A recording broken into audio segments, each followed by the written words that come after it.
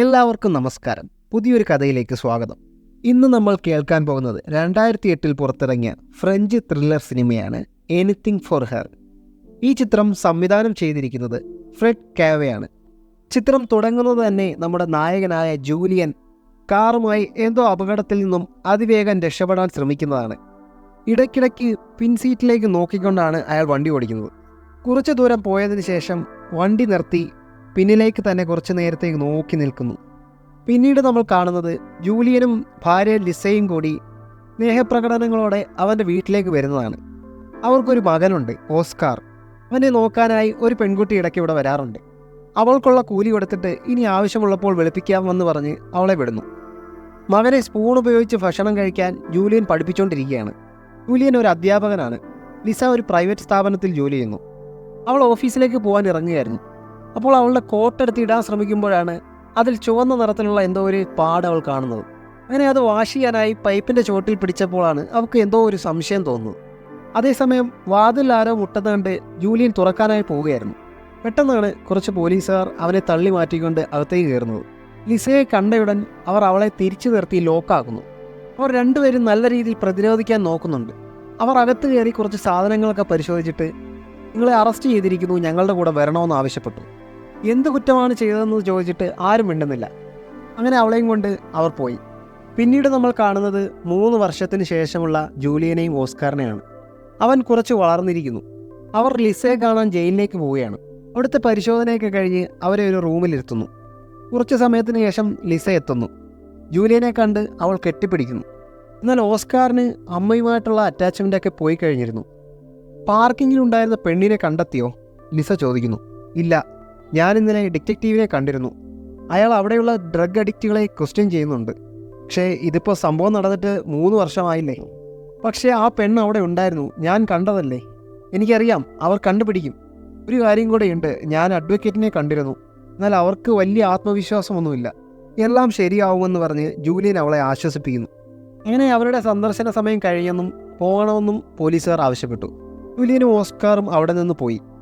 ഓസ്കാറിനെ പഠിപ്പിക്കുന്നതും സ്കൂളിൽ വിടുന്നതും പാർക്കിൽ കൊണ്ടുപോകുന്നതും എല്ലാം ജൂലിയൻ ഒറ്റയ്ക്ക് തന്നെയാണ്. ഇവരാണ് ജൂലിയൻ്റെ അച്ഛനും അമ്മയും. ഇടയ്ക്കൊക്കെ ഓസ്കാറിനെ ഇവിടെ കൊണ്ടുവന്ന് നിർത്താറുണ്ട്. ഇതിനൊരു അനിയൻ കൂടിയുണ്ട്. ലിസയുടെ അവസ്ഥ കാരണം എല്ലാവരും വളരെ അസ്വസ്ഥരാണ്. ജൂലിയൻ്റെ അച്ഛനും അമ്മയും താമസിക്കുന്ന അതേ സ്ട്രീറ്റിൽ കുറേ ഡ്രഗ്സ് ഡീലർമാരായ പിള്ളേരുണ്ടായിരുന്നു. അവരെ സ്ഥിരമായി ജൂലിയൻ കാണുന്നുണ്ടായിരുന്നു അവിടെ നിന്ന്. ഇന്ന് ലിസയുടെ നിരപരാധിത്വം തെളിയിക്കാനായി കോടതിയിൽ പേപ്പർ സമർപ്പിച്ചിട്ടുള്ള ദിവസമാണ്. ജൂലിയൻ വക്കീൽ വരുന്നതും കാത്ത് പുറത്തു നിൽക്കുകയാണ്. എന്നാൽ സുഖകരമായ മറുപടിയല്ല വക്കീലിൽ നിന്നും ഉണ്ടായത്. പുതിയ തെളിവുകൾ വളരെ കുറവാണ്. പഴയതാണെങ്കിൽ അവൾക്കെതിരായിട്ട് തന്നെ നിൽക്കുകയാണ്. ആയുധത്തിലെ അവളുടെ വിരലടയാളം, പിന്നെ ആ ക്ലീനറുടെ മൊഴി, അവളുടെ വസ്ത്രത്തിലുണ്ടായിരുന്ന രക്തക്കറ, ഇതിനെല്ലാം പുറമെ മരിച്ചത് അവളുടെ ബോസാണ്. അവളും ബോസുമായി അത്ര നല്ല രസത്തിലല്ലായിരുന്നു എന്നാണ് എല്ലാവരുടെയും മൊഴി. ഇതെല്ലാം വളരെ ശക്തമായ തെളിവുകളാണ്. ജൂലിയൻ, ലിസ ഇനി പുറത്തിറങ്ങുമെന്ന് തോന്നുന്നില്ല. അവൻ അത് കേട്ട് ആകെ തളർന്നു പോയിരുന്നു. തിരികെ വീട്ടിൽ വരുന്ന അവന് എല്ലാവരോടും പറയാൻ നല്ല വാക്കുകളൊന്നുമില്ലായിരുന്നു. കോടതിയിൽ നിന്നും അനുകൂലമായി ഒന്നും കേൾക്കാത്തതിനാൽ അവരെല്ലാം വളരെ വിഷാദത്തിലായി. ആ വിവരം ഫോണിൽ കൂടി അറിഞ്ഞ ലിസ ജയിലിൽ പൊട്ടിക്കരയുകയാണ്. ഇതാണെന്ന് സംഭവിച്ചത്. ഓഫീസിൽ നിന്നും കാർ പാർക്കിങ്ങിലേക്ക് ഇറങ്ങി വരുന്ന ലിസയെ തട്ടി മാറ്റിക്കൊണ്ട് ഒരു പെൺകുട്ടി ഓടിപ്പോകുന്നു. അവളുടെ രക്തം പുരണ്ട കൈകൊണ്ട് ലിസയുടെ പുറത്ത് തട്ടുന്നുണ്ട്. അതാണ് ഒരു തെളിവായ രക്തക്കറ. കാര്യം എന്താണെന്ന് മനസ്സിലാവാതെ ലിസ മുന്നോട്ട് തന്നെ നടക്കുന്നു. അതാണ് ആ പാസേജിൽ ഒരു ഫയർ എക്സ്റ്റിംഗ്വിഷർ കിടക്കുന്ന കാണുന്നത്. അവൾ അതെടുത്ത് സൈഡിലേക്ക് മാറ്റി വെക്കാൻ നോക്കുന്നു. അതേസമയമാണ് അവിടുത്തെ ക്ലീനിങ് സ്റ്റാഫ് അതുവഴി വരുന്നതും അവളെ കാണുന്നതും. എന്നാൽ ലിസ സാധാരണ പോലെ വണ്ടിയും എടുത്ത് അവിടെ നിന്ന് പോയി. അപ്പോഴാണ് അതുവഴി വന്ന ആ സ്റ്റാഫ് രക്തമൊലിച്ച് ഒരു സ്ത്രീ കിടക്കുന്നത് കണ്ടത്. അത് ലിസയുടെ ബോസായിരുന്നു. അവൻ്റെ പണം തട്ടിപ്പറിച്ച് ആരോ പോയതാണ്. എന്നാൽ തെളിവുകളെല്ലാം അപ്പോൾ അവിടെ ഉണ്ടായിരുന്ന ലിസയുടെ മുകളിലായി. ഇങ്ങനെയാണ് അവൾ ജയിലിലായത്. ഒരിക്കൽ ജയിലിൽ വെച്ച് ലിസ ആത്മഹത്യക്ക് വരെ ശ്രമിച്ചിരുന്നു. അമ്മ എപ്പോഴാണ് തിരിച്ചു വരുന്നതെന്ന ഓസ്കാറിൻ്റെ ചോദ്യം ജൂലിയനെ വളരെയധികം വിഷമത്തിലാക്കിയിരുന്നു. പല രാത്രികളിലും അവൻ ഉറക്കമില്ലായിരുന്നു. എന്തായാലും ഒരു കാര്യം ഉറപ്പാണ്, അവൾ ഇനി പുറത്തു വരാൻ പോകുന്നില്ല. എന്നാൽ ചെയ്യാത്ത കുറ്റത്തിന് അവളെ മരണത്തിലേക്ക് തള്ളിവിടാൻ അവനൊട്ടും താല്പര്യമില്ല. അങ്ങനെ അവൻ അവളെ എങ്ങനെങ്കിലും പുറത്തെത്തിക്കണമെന്നൊരാലോചനയിലായി. അവൻ്റെ ആ ചിന്ത കൊണ്ടെത്തിക്കുന്നത് 7 തവണ ജയിലിൽ ചാടി പ്രശസ്തനായ ഒരു കള്ളൻ്റെ അടുത്താണ്. അയാളെപ്പറ്റി സ്കൂളിൽ പഠിപ്പിക്കാനാണെന്ന് പറഞ്ഞാണ് അയാളെ കണ്ടുമുട്ടുന്നത്. അങ്ങനെ അയാൾ പറയുന്നതൊക്കെ റെക്കോർഡ് ചെയ്യാനുള്ള അനുവാദവും വാങ്ങി. ജൂലിയൻ്റെ ഒരേ ഒരു ചോദ്യം ഇതായിരുന്നു: എങ്ങനെയാണ് നിങ്ങൾ 7 തവണ ജയിൽ ചാടിയത്? അതിന് ധൈര്യവും പിന്നെ കുറച്ച് ഭാഗ്യവും ഉണ്ടായാൽ മതി. ഒരു വഴി പോലും ഇല്ലാത്ത ഒരു ജയില് പോലും ഈ ലോകത്തില്ല. ഇത് കണ്ടെത്തുന്നതിലാണ് കാര്യം. രക്ഷപ്പെടാൻ വളരെ എളുപ്പമാണ്, പിടിക്കപ്പെടാതെ കഴിയാനാണ് ബുദ്ധിമുട്ട്. മിക്കവരും വളരെ പെട്ടെന്ന് തന്നെ പിടിക്കപ്പെടും. അത് അവരുടെ കുഴപ്പം കൊണ്ട് തന്നെ. രക്ഷപ്പെട്ട് ചെല്ലുന്നത് വീട്ടിലേക്കോ അടുപ്പക്കാരുടെ അടുത്തേക്കോ ആയിരിക്കും. ജയിൽ ചാടിക്കഴിഞ്ഞാൽ പിന്നെ വീട്, ഭാര്യ, കുട്ടികൾ അങ്ങനെ ഒന്നും ചിന്തിക്കരുത്. പുറത്തു ചാടാൻ വ്യക്തമായൊരു പ്ലാൻ വേണം. അത് കഴിഞ്ഞാൽ മണിക്കൂറുകൾക്കുള്ളിൽ തന്നെ രാജ്യം വിട്ടിരിക്കണം. പെട്ടെന്ന് കടന്നില്ലെങ്കിൽ എയർപോർട്ടിൽ വെച്ച് അവർ പിടിക്കും. വലിയ എയർപോർട്ടുകളൊന്നും യൂസ് ചെയ്യരുത്. ഇവിടുത്തെ പോലീസിൻ്റെ കയ്യിൽ നിങ്ങളുടെ ഫോട്ടോ ഉണ്ടാവും. അതുകൊണ്ട് മറ്റൊരു രാജ്യം വഴി പുറത്ത് കിടക്കുന്നതാണ് എപ്പോഴും നല്ലത്. കഴിയുന്നതും യഥാർത്ഥ ഐഡൻറ്റിറ്റിയിൽ തന്നെ തുടരുക. ഇതുപോലെ പ്രധാനമാണ് പോകേണ്ട സ്ഥലവും. ഫ്രഞ്ച് പത്രങ്ങളൊന്നും കിട്ടാത്ത ഒരുപാട് ദൂരെയുള്ള സ്ഥലമായിരിക്കണം. അധികം ആളുകളൊന്നും ശ്രദ്ധിക്കാത്ത ഒരു സ്ഥലം, എന്നാൽ നല്ല ആൾക്കൂട്ടമുള്ള സ്ഥലവുമായിരിക്കണം. അതിനെല്ലാം ഉപരി നല്ല കാശ് കയ്യിൽ വേണം. നല്ല ചിലവുണ്ടാവും. യാത്രകൾ, ആഹാരം, ഹോട്ടലുകൾ, ഒളിത്താവളങ്ങൾ. ഇപ്പോൾ കുറച്ച് വർഷത്തേക്ക് പിടിച്ചു നിൽക്കാനുള്ള അത്ര പൈസ കയ്യിൽ വേണം. ചെറിയ പ്ലാൻ കൊണ്ടൊന്നും ഇതിനിറങ്ങരുത്. ബോൺ ക്രിമിനലിനെ പോലെ ആവണം നിങ്ങൾ. പേടിയേ പാടില്ല. കാവൽക്കാരെ കൊല്ലാനും ബാരിക്കേഡുകൾ തകർക്കാനും നിങ്ങൾ തയ്യാറായിരിക്കണം. ഇതൊന്നും കഴിയില്ലെങ്കിൽ പിന്നെ ഈ പണിക്ക് നിൽക്കാതിരിക്കുന്നതാണ് നല്ലത്. അയാളിൽ നിന്ന് കിട്ടിയ വിവരങ്ങളെല്ലാം റെക്കോർഡ് ചെയ്തിട്ടുണ്ടായിരുന്നു. കുലിയൻ അതെല്ലാം പലതവണ കേട്ട് അയാളുടെ ഭിത്തിയിൽ കുറിച്ചിട്ടു. പിന്നീടുള്ള ഓരോ ജയിൽ സന്ദർശനവും ജൂലിയൻ വളരെ ശ്രദ്ധയോടെ നീങ്ങി. അവിടെയുള്ള സുരക്ഷാ കാര്യങ്ങളും വഴികളും ഒക്കെ അവൻ ശ്രദ്ധിച്ചു തുടങ്ങി. അങ്ങനെ അവൻ്റെ പ്ലാൻ അവൻ ബിൽഡ് ചെയ്യാൻ തുടങ്ങി. ആദ്യമെല്ലാം ക്യാമറകളെല്ലാം സ്കെച്ച് ചെയ്യാൻ തുടങ്ങി. പിന്നീട് ജയിലിൻ്റെ പല ഭാഗത്തു നിന്നുള്ള ഫോട്ടോകൾ ശേഖരിക്കാൻ തുടങ്ങി. അതിനുശേഷം അവൻ ശ്രദ്ധിച്ചത് അവിടുത്തെ സമയങ്ങളെ പറ്റിയാണ്. ഇവിടുത്തെ ഓരോ ചിട്ടകളുടെയും സമയം കുറിച്ച് വെച്ചു. പിന്നെ വരകളും ചിത്രങ്ങളും കൊണ്ട് അവൻ്റെ ഭിത്തി നിറഞ്ഞു കഴിഞ്ഞു. അവൻ്റെ ശ്രദ്ധ മുഴുവൻ ഇപ്പോൾ ഇതിലാണ്. അവൻ്റെ ഊണും ഉറക്കവും എല്ലാം ആ റൂമിലാണ്. എന്നാൽ അവൻ്റെ ചിന്തകളൊന്നും ലിസിയോട് അവൻ സംസാരിച്ചിട്ടില്ല. അങ്ങനെ അടുത്ത തവണ അവളെ കാണാൻ ജയിലിലേക്ക് ചെന്നപ്പോൾ നോക്കുന്ന ഡോക്ടർ ജൂലിയനോട് നിൽക്കാൻ പറഞ്ഞു. അവളുടെ ഇൻസുലിൻ എടുക്കാൻ സമ്മതിക്കുന്നില്ല എന്ന് ഡോക്ടർ അറിയിച്ചു. സ്ഥിരമായി അവളുടെ ബ്ലഡ് ചെക്ക് ചെയ്യാറുണ്ട്. അവളുടെ റിസൾട്ട് അത്ര നല്ലതായിട്ടല്ല കാണിക്കുന്നത്. ഹിംസ എടുക്കാതിരിക്കുന്നതും ആത്മഹത്യയുടെ മറ്റൊരു വശമാണ്. അവളോട് സംസാരിക്കണം, കൃത്യമായി മരുന്നെടുക്കാൻ പറയണം. ശരി, ഞാൻ സംസാരിക്കാമെന്ന് പറഞ്ഞ് ജൂലിയൻ അകത്തേക്ക് പോകുന്നു. അവൾ ഓരോ ആഴ്ചയും ക്ഷീണിച്ചു വരികയാണ്. ഇഞ്ചക്ഷൻ്റെ കാര്യം ജൂലിയൻ ലിസയോട് പറഞ്ഞു. അപ്പോൾ അവൾ പറയുന്നത്, ഇനി വരുമ്പോൾ മകനെ കൊണ്ടുവരരുത്, അവൻ എൻ്റെ ഈ കോലം കാണണ്ട. മാത്രമല്ല ഇവിടെ വരുന്നത് അവന് ഇഷ്ടമല്ല. അവർ അവിടുന്ന് പോകുന്നു. ഒരിക്കൽ രാത്രിയിൽ അവൻ്റെ കുടുംബ വീടിന് താഴെയുള്ള സ്ട്രീറ്റിൽ ഡ്രഗ്സൊക്കെ വിൽക്കുന്ന സംഘത്തിലെ ഒരുവൻ്റെ കയ്യിൽ നിന്നും ജൂലിയൻ ഒരു സിഗരറ്റ് വാങ്ങിക്കുന്നു. എന്നിട്ട് അവനോട് വളരെ രഹസ്യമായി പറയുന്നു, എനിക്ക് വ്യാജ രേഖകൾ ആവശ്യമുണ്ട്, പാസ്പോർട്ടും ഐഡികളും. എന്നാൽ അത് തങ്ങളുടെ ഫീൽഡ് അല്ല എന്നാണ് അവൻ്റെ മറുപടി. മറ്റാരെങ്കിലും അറിയാമോ എന്ന ചോദ്യത്തിന് ഇല്ല എന്നാണ് അവൻ പറഞ്ഞത്.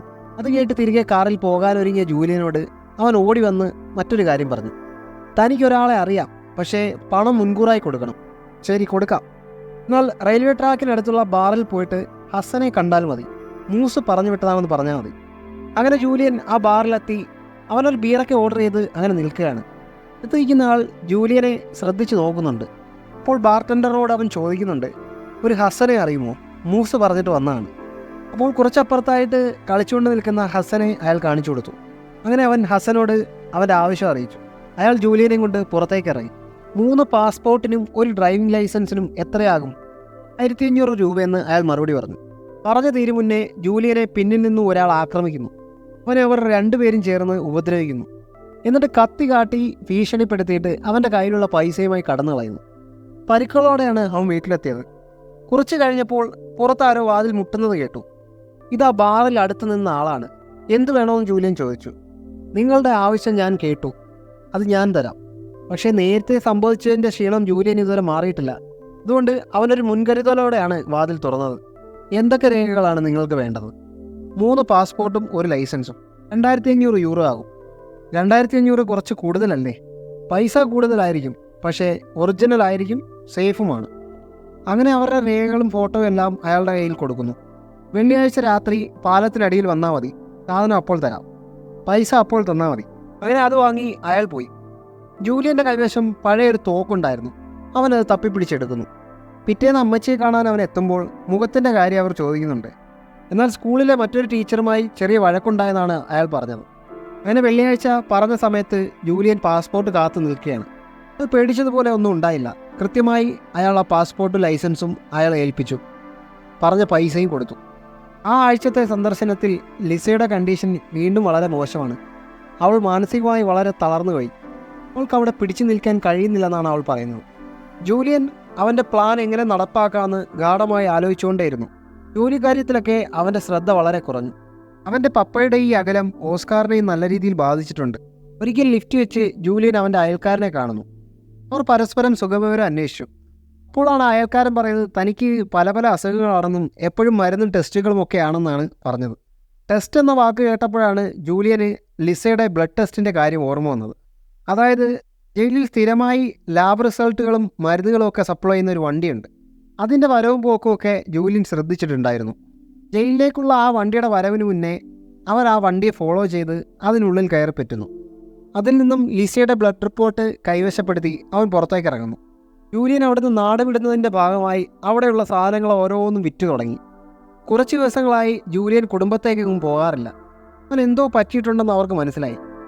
അങ്ങനെ അവൻ്റെ അനിയൻ അവനെ തിരക്കി വീട്ടിലേക്ക് എത്തുന്നു. വീട്ടിലെ സാധനങ്ങളെല്ലാം എവിടെയെന്ന് അവൻ ചോദ്യം ചെയ്തു. ഇതിൽ അവനോട് കാര്യങ്ങളൊക്കെ ജൂലിയന് പറയേണ്ടി വന്നു. എന്നാൽ നിങ്ങൾ വിഡ്ഢിത്തരമാണ് കാണിക്കുന്നത്. നിങ്ങൾ പിടിക്കപ്പെട്ടാൽ രണ്ടുപേരും ജയിലിലാവും. നീ അങ്ങനെയൊന്നും ചിന്തിക്കാതിരിക്കുമെന്നാണ് അവൻ പറഞ്ഞത്. പക്ഷേ ലിസ ജയിലിൽ കടന്ന് മരിക്കുന്നത് നോക്കി നിൽക്കാൻ എനിക്കാവില്ലെന്നാണ് ജൂലിയൻ്റെ മറുപടി. ലിസയുടെ അമ്മയുടെ ഒരു വീടുണ്ട്, അത് വിൽക്കാൻ ഏർപ്പാടാക്കിയിട്ടുണ്ട്. അതിൻ്റെ പൈസയുടെ കിട്ടിയാൽ ഞങ്ങൾ ഇവിടുന്ന് പോകും. നീ എങ്ങോട്ടാണ് പോകാൻ പോകുന്നത്? അതുമാത്രം ഞാൻ പറയില്ല, എന്നോട് ചോദിക്കണ്ട. അങ്ങനെ ആ ആഴ്ചത്തെ സന്ദർശനത്തിന് ജയിലിലെത്തിയപ്പോഴാണ് ഞാൻ ലിസിയുടെ കയ്യിൽ ഒരു പേപ്പർ ഇരിക്കുന്നത് ശ്രദ്ധിച്ചത്. അതൊരു ചെറിയ കാര്യമല്ലായിരുന്നു. 3 ദിവസത്തിനുള്ളിൽ അവളെ മറ്റൊരു ജയിലിലേക്ക് മാറ്റുന്നു, എനിക്ക് സൗകര്യമുള്ള മറ്റൊരു ജയിലിലേക്ക്. എന്നാൽ ആ വാർത്ത ജൂലിയനെ ശരിക്കും ഞെട്ടിച്ചു കളഞ്ഞു. അവൻ ഇത്രയും പ്ലാൻ ചെയ്തതെല്ലാം വെറുതെ ആവാൻ പോകുന്നു. അവൻ്റെ ഭാര്യയെ അവൻ നഷ്ടപ്പെടാൻ പോകുന്നു. വീട്ടിൽ അവനൊരു ഭ്രാന്തനെ പോലെ നടന്നു. അവൻ സ്ഥലമിടപാട് ബ്രോക്കറെ വിളിച്ച് ഇത് വിൽക്കുന്നത് കുറച്ചുകൂടെ എളുപ്പമാക്കാൻ പറ്റുമെന്ന് തിരക്കി. എന്നാൽ അത് സാധ്യമല്ലെന്ന് മനസ്സിലാക്കി അവൻ അയാളെ കുറേ ചീത്ത വിളിക്കുന്നു. ഇതെല്ലാം ഓസ്കാർ കാണുന്നുണ്ടായിരുന്നു. അങ്ങനെ അവനെ അവൻ്റെ കുടുംബ വീട്ടിൽ കൊണ്ട് നിർത്തുന്നു. ജൂലിയന് കുറച്ച് ജോലികൾ തീർക്കാനുണ്ടെന്ന് അവൻ പറഞ്ഞു. എന്നാൽ അവൻ്റെ ആ പോക്ക് അവൻ്റെ അച്ഛന് തീരെ ബോധിച്ചിട്ടില്ല. 3 ദിവസത്തിനുള്ളിൽ അവളെ അവിടുന്ന് പുറത്തെത്തിച്ചില്ലെങ്കിൽ പിന്നെ ഒരിക്കലും അത് നടക്കില്ല. പൈസ കിട്ടാൻ മറ്റൊരു വഴിയും കാണാതെ അവനൊരു തീരുമാനമെടുത്തു. അവൻ നേരെ തോക്കുമായി രാത്രിയിൽ ആ ഡ്രഗ് ഡീലേഴ്സിൻ്റെ അടുത്തേക്ക് ചെല്ലുന്നു. ഇതിൽ മെയിൻ ഒരുത്തനെ ആക്രമിച്ച് തോക്ക് കാണിച്ച് കീഴ്പ്പെടുത്തുന്നു. എന്നിട്ട് അവനോട് പൈസ ആവശ്യപ്പെടുന്നു. അവൻ്റെ കയ്യിൽ കുറച്ച് പൈസയുള്ളായിരുന്നു. ബാക്കി പൈസയെല്ലാം തൻ്റെ കൂട്ടുകാരുടെ വീട്ടിലാണെന്നും വെറുതെ വിടണമെന്നും അവൻ പറയുന്നു. എന്നാൽ പൈസ തന്നില്ലെങ്കിൽ നിന്നെ കൊന്നുകളയുന്നു തന്നെയാണ് ജൂലിയൻ്റെ ഭീഷണി. അങ്ങനെ അവർ ആ കൂട്ടുകാരുടെ വീട്ടിലേക്ക് പോകുന്നു. തോക്ക് കാട്ടി ഭീഷണിപ്പെടുത്തി അവനെക്കൊണ്ട് ആ റൂം ബെല്ലടിപ്പിക്കുന്നു. സുഹൃത്തിനെ കണ്ട് വാതിൽ തുറക്കുന്ന സമയത്ത് ജൂലിയൻ അകത്തേക്ക് തള്ളിക്കയറുന്നു. ജൂലിയൻ്റെ തോക്കിൻ്റെ മുന്നിൽ അവർ രണ്ടുപേരും മുട്ടുകുത്തും. മറ്റു വഴിയൊന്നുമില്ലാതെ പണം ഇരിക്കുന്ന സ്ഥലം ജൂലിയനോട് അവർ പറയുന്നു. എന്നാൽ അത് എടുക്കാൻ പോകുന്ന സമയത്ത് അതിലൊരുത്തൻ അവിടെ ഒളിപ്പിച്ചു വെച്ചിരുന്ന തോക്കെടുത്ത് ജൂലിയനെ വെടിവെക്കുന്നു. പിന്നെ ജൂലിയനെ കൂട്ടിക്കൊണ്ടുവന്ന ആ സുഹൃത്തിനെ അവൻ വെടിവെക്കുന്നു. വെടികൊണ്ട് നിലത്ത് വീഴുന്ന ജൂലിയൻ പ്രാണരക്ഷാർത്ഥം അവനെ തിരിച്ചു വെടിവെക്കുന്നു. അങ്ങനെ അവിടുത്തെ പൈസയുമായി കടന്നു കളയാൻ നേരം തന്നെ രക്ഷിക്കണമെന്ന് പറഞ്ഞ് ആ സുഹൃത്ത് നിലവിളിക്കുന്നുണ്ടായിരുന്നു. അങ്ങനെ അവനെ എടുത്തുകൊണ്ട് തൻ്റെ കാറിൽ കയറ്റി ജൂലിയൻ അവിടെ നിന്ന് രക്ഷപ്പെടുന്നു. ഈ ഭാഗമാണ് സിനിമയുടെ തുടക്കത്തിൽ നമ്മൾ കണ്ടത്. കുറച്ചു നേരം കഴിഞ്ഞ് പിറകിൽ നിന്നും അനക്കമൊന്നുമില്ല. അവൻ മരിച്ചു. അങ്ങനെ അവനെ വഴിയരികിൽ ഒരു ബസ് സ്റ്റോപ്പിലിരുത്തി ജൂലിയൻ അവിടെ നിന്ന് പോയി. ഏറെ വൈകിയാണ് അന്ന് ജൂലിയൻ വീട്ടിലെത്തിയത്. എന്തെങ്കിലും പ്രശ്നമുണ്ടോ എന്ന് അവൻ്റെ അച്ഛൻ അവനോട് ചോദിച്ചു. ഒരു കുഴപ്പവുമില്ലെന്നാണ് അവൻ മറുപടി പറഞ്ഞത്. എന്നാൽ അവിടെ ഊരിയിട്ട കോട്ടിൽ നിന്നും അവൻ്റെ അച്ഛൻ അവൻ്റെ കോട്ടിലിരുന്ന കുറേ രേഖകൾ കാണുന്നു. തൻ്റെ മകൻ എന്തോ അപകടകരമായ കളി കളിക്കാൻ പോകുന്നെന്ന് അയാൾക്ക് മനസ്സിലായി. എന്നാൽ അയാൾ അവനോടൊന്നും സംസാരിച്ചില്ല. മറ്റൊരു ഭാഗത്ത് ജൂലിയൻ്റെ വെടികൊണ്ട ആ ക്രിമിനലിൻ്റെ കേസ് പോലീസ് അന്വേഷണം ആരംഭിച്ചിരുന്നു. ജൂലിയൻ്റെ വണ്ടി റിവേഴ്സ് എടുക്കുമ്പോൾ അവിടെ ഉണ്ടായിരുന്ന ഒരു മതിലിൽ തട്ടിയിരുന്നു. അങ്ങനെ അവൻ്റെ ടെയിൽ ലാബിൻ്റെ കുറച്ച് കഷ്ണങ്ങൾ അവർക്ക് കിട്ടി. അതവർ പരിശോധിക്കാൻ ലാബിലേക്ക് അയച്ചിട്ടുണ്ട്. പൈസ കിട്ടിയതോടെ ലിസയെ അവിടുന്ന് രക്ഷപ്പെടുത്താനുള്ള പരിപാടികൾ ജൂലിയൻ ആരംഭിച്ചു കഴിഞ്ഞു. ആദ്യം അവൻ ചെയ്തത് അവൻ്റെ വീട്ടിലുള്ള സർവ്വ തെളിവുകളും അവൻ നശിപ്പിക്കുകയാണ്. അവൻ്റെ പ്ലാൻ പദ്ധതികളെല്ലാം നശിപ്പിച്ചു കളഞ്ഞു. അതിനുശേഷം സാധനങ്ങളൊക്കെ പാക്ക് ചെയ്ത് ഓസ്കാറിനെയും കൂട്ടി ആ വീട്ടിൽ നിന്ന് ഇറങ്ങുന്നു. അവിടുന്ന് നേരെ ജയിലിൽ റിസൾട്ട് സപ്ലൈ ചെയ്യുന്ന ആ വാൻ കണ്ടെത്തി അവൻ എഡിറ്റ് ചെയ്ത ആ റിസൾട്ട് അതിനുള്ളിൽ വെക്കുന്നു. അവിടുന്ന് ഒരു ഹോട്ടലിൽ ചെന്ന് റൂം എടുക്കുന്നു. എന്നിട്ട് രാത്രി ഓസ്കാറിനോട് ഇങ്ങനെ പറയുന്നു, നാളെ രാവിലെ പാപ്പായ്ക്കൊരു ജോലിയുണ്ട്, ഞാൻ രാവിലെ തന്നെ പോകും. നിനക്ക് കഴിക്കാനുള്ളതൊക്കെ ഇവിടെ എടുത്തു വെച്ചിട്ടുണ്ട്. നീ ഇവിടെ നിന്ന് TV കണ്ടോണം. ആര് വന്നാലും വാതിൽ തുറക്കരുത്. അതേസമയം പോലീസുകാർ അന്നത്തെ ആക്സിഡൻറ്റിൻ്റെ റിപ്പോർട്ട് എടുത്ത് അന്വേഷണം ആരംഭിച്ചിരിക്കുന്നു. ഇതൊരു 1998 മോഡൽ വോൾവോ കാറായിരുന്നു. ഇതൊരു റയർ പെയിൻ്റുള്ള വണ്ടിയാണ്. ഇത് മൊത്തത്തിൽ ഏകദേശം ഇതുപോലത്തെ 37 വണ്ടിയേ ഉള്ളൂ. ഇതിൽ 2 പേരെയാണ് നമുക്ക് സംശയിക്കാനുള്ളത്. ഇതിൽ ഒരാൾ സൈക്കോ കേസിൽ അകത്തായ ഒരു ജർമ്മൻകാരൻ, മറ്റേയാൾ കൊലക്കുറ്റത്തിന് 20 വർഷം തടവിലായ ഒരു സ്ത്രീയുടെ ഭർത്താവും. അതും പറഞ്ഞ് ലിസയുടെ ഫോട്ടോ ആ പോലീസുകാരൻ കാണിക്കുന്നു. എങ്കിൽ നമുക്ക് അന്വേഷണം ഇവനിൽ നിന്നും തുടങ്ങാം. പിറ്റേന്ന് രാവിലെ തന്നെ ജൂലിയൻ എഡിറ്റ് ചെയ്ത അവളുടെ ബ്ലഡ് റിപ്പോർട്ട് ജയിലിലെത്തിയിരുന്നു. അത് കണ്ട ഡോക്ടർ ഉടൻ തന്നെ അവളെ ക്ലിനിക്കിലേക്ക് കൊണ്ടുപോകണമെന്ന് ആവശ്യപ്പെട്ടു.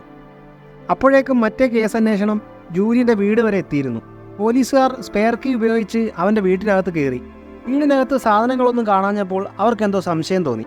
അവർ അങ്ങനെ ജയിലിൽ വിളിച്ച് ലിസയെപ്പറ്റി അന്വേഷിച്ചു. അതേസമയം ലിസയെ ഹോസ്പിറ്റലിലേക്ക് മാറാൻ പുറപ്പെട്ടു കഴിഞ്ഞു. ദൂരെ നിന്ന് ഇതൊക്കെ കാണുന്ന ജൂലിയൻ അവരെ ഫോളോ ചെയ്തു. അവരെക്കാൾ മുന്നേ ജൂലിയൻ ഹോസ്പിറ്റലിലെത്തുന്നു. അപ്പോഴേക്കും മറ്റേ പോലീസുകാർ ലിസയെ ക്ലിനിക്കിലേക്ക് കൊണ്ടുപോയ കാര്യം അറിഞ്ഞു. എന്നാൽ എന്തോ പ്രശ്നമുണ്ടെന്നും തിരിച്ചു വരാൻ അവരെ അറിയിച്ചു. പക്ഷേ ലിസ അപ്പോഴേക്കും ക്ലിനിക്കിൽ അഡ്മിറ്റ് ചെയ്തു കഴിഞ്ഞു. അപ്പോഴേക്കും ജൂലിയൻ ഡോക്ടറുടെ വേഷമണിഞ്ഞ് അവളുടെ അടുത്ത് എത്തിക്കഴിഞ്ഞു. അവിടെയുള്ള 2 പോലീസുകാരനെ അവൻ തോക്ക് കാണിച്ച് ഭീഷണിപ്പെടുത്തി. ഭയന്ന് വറച്ചിരിക്കുന്ന ലിസയുടെ മുന്നിലേക്ക് മറ്റൊരു ഓവർകോട്ട് എടുത്ത് എറിഞ്ഞു കൊടുക്കുന്നു. പെട്ടെന്ന് അത് എടുത്തിടൂ, നമുക്ക് ഇവിടുന്ന് പോവാം.